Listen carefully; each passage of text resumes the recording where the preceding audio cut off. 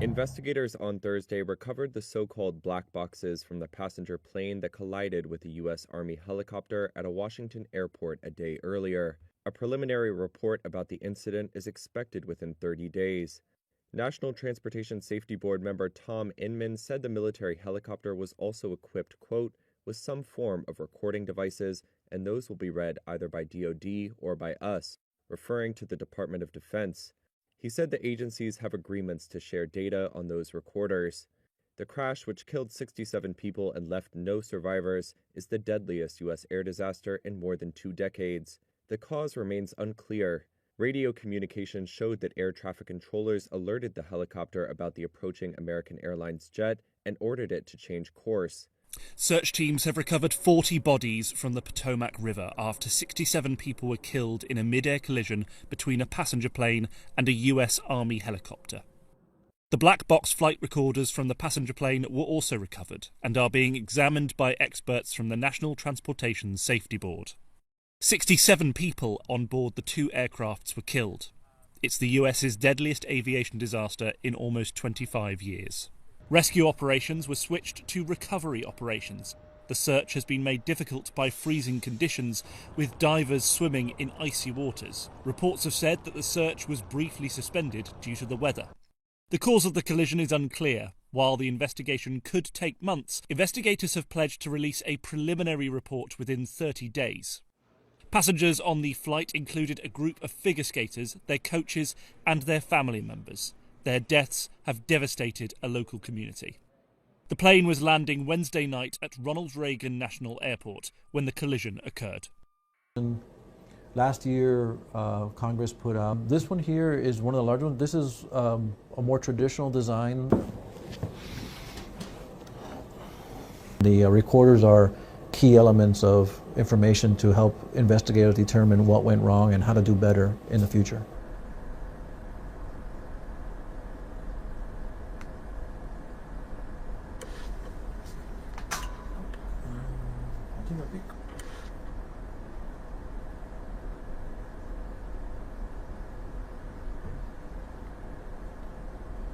There's 2 different recorders on every aircraft. There's one that is a data recorder, and then there's also one that's a voice recorder.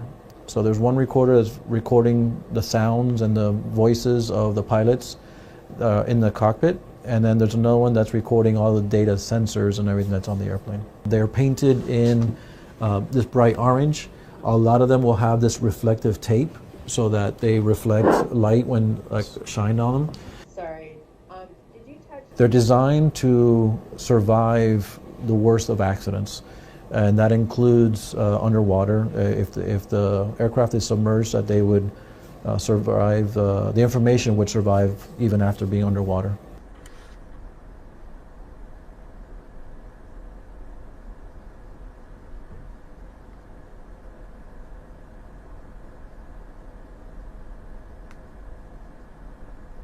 One of the things that we do here at Flight Data Systems is we create a handheld device like this to be able to retrieve information from the recorders. This is a locator beacon. So these are designed such that when they come in contact with water, they begin to emit a sound and a frequency to allow people who are looking for it to be able to track it down. After an incident or accident, investigators will download the data off of the contents of these recorders.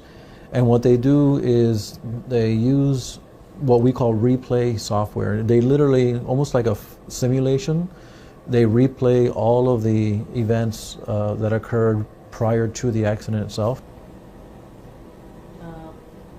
Facts or anything you wanted to share that...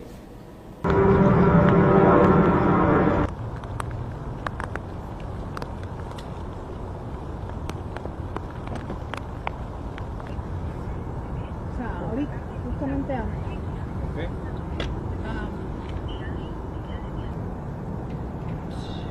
Ok, pero o sea, ahorita vamos a hacer lo mismo.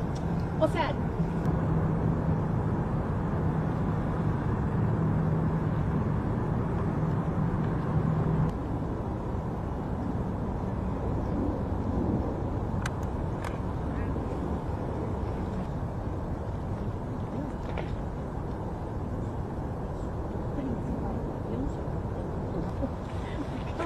Because yesterday was the same.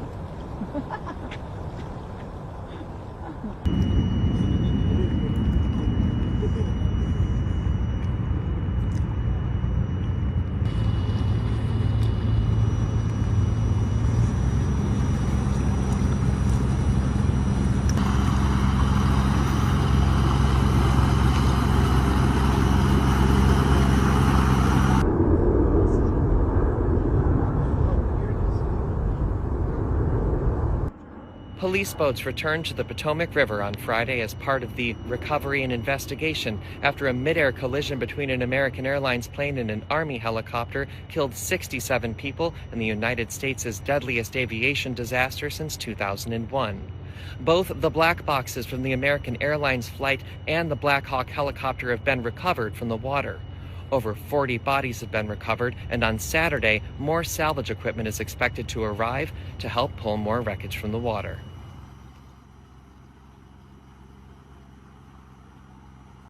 The ATC group, Air Traffic Control, has been conducting interviews today. They're ongoing tonight. They will be ongoing for probably the next few days. We've had full cooperation in getting the witnesses that we need to gain those interviews. We will then take that information and match it with other data that we're receiving, and if necessary, conduct follow-up interviews at a later time.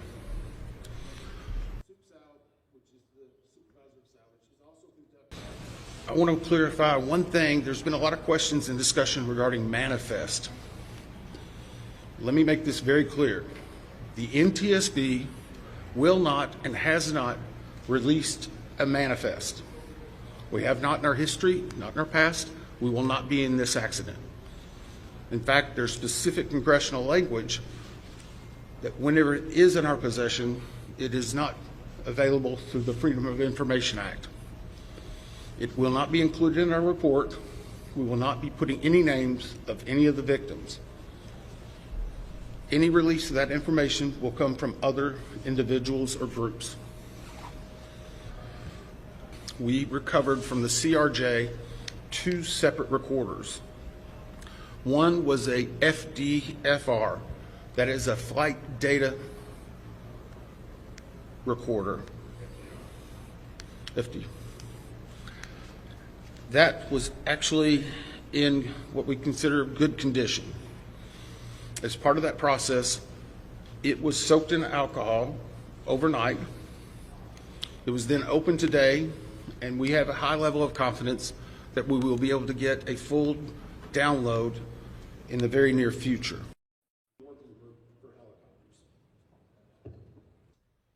I can report to you now, we have recovered the Sikorsky black box. It is safely at the NTSB headquarters. It will begin an evaluation, just as the other 2 recorders did last night, to determine when and how to take action. I can tell you from a visual inspection, we saw no exterior damage that would indicate that it was compromised at this time.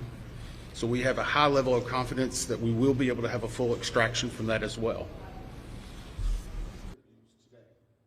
They're ongoing tonight. They will be ongoing. Thank you.